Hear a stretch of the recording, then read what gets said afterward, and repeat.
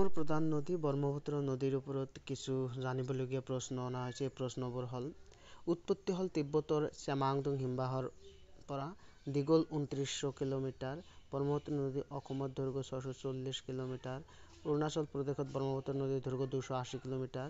ব্ৰহ্মপুত্ৰ জাহাজ চলাচলৰ সৰ্বমুঠ দৈৰ্ঘ্য ৮৯১ কিলোমিটাৰ। দেশৰ ৰাষ্ট্ৰীয় নদীপথ দ্বিতীয়। ৰাষ্ট্ৰীয় নদীপথৰ ঘোষণা কৰিছিল ভাৰত চৰকাৰে ১৯৮৮ চনৰ ১ ছেপ্টেম্বৰত।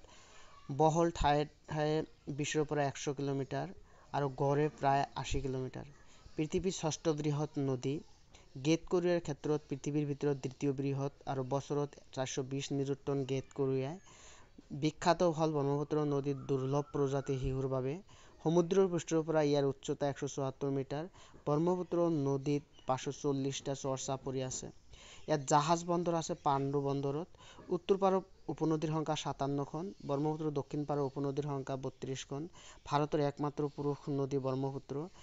বৃহৎ নদীদ্বীপ মাজুলী ব্ৰহ্মপুত্ৰত অৱস্থিত। ক্ষুদ্ৰতম নদীদ্বীপ উমানন্দ গুৱাহাটীত ব্ৰহ্মপুত্ৰত অৱস্থিত। ডাঙৰ উপনৈ উত্তৰ পাৰৰ সোৱণশিৰি।